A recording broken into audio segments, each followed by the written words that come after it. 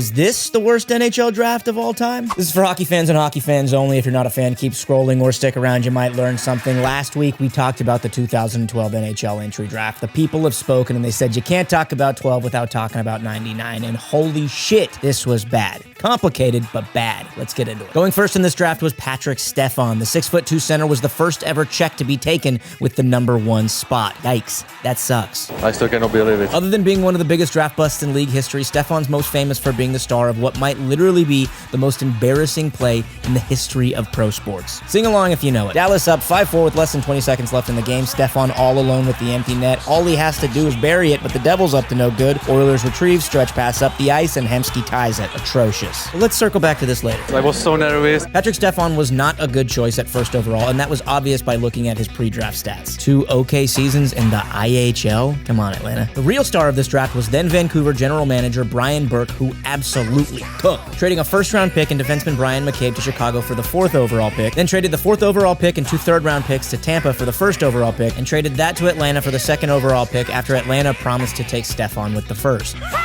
Giving Vancouver the 2nd and 3rd overall picks, which they used to draft Daniel and Henrik Sedin. The identical Swedish Wonder Twins who just 1 month earlier lit up the IIHF Men's World Championship as teenagers. The Sedins have gotten a lot of shit over the years, mostly from people in this region, for never winning a cup in 17 seasons. But love them, hate them, or just jealous, you cannot deny that these guys were an absolute problem.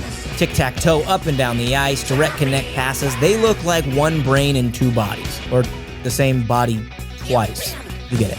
What happened? These guys are Hall of Famers, and the excitement of their draft is the only thing keeping this thing afloat, because after this, it gets bleak. First rounders Nick Boynton and Martin Havlat did have all-star appearances, but we don't see another big name until the 5th round with pick 138. When the Buffalo Sabres drafted American goaltender Ryan Miller from the Michigan State Spartans, then an all-time late-round draft pick from the Detroit Red Wings, selecting future captain Henrik Zetterberg, and that's about it. Since there's so little here, let's go back to that missed goal from Patrik Stefan. At the time, this might have seemed like an innocuous flub just to be laughed at and immortalized in the Dumbass Hall of Fame, but what if I told you that the ramifications of this goal changed hockey history? Despite blowing the lead, the Dallas Stars would go on to win that game in overtime, giving them 2 points in the standings, and Edmonton won.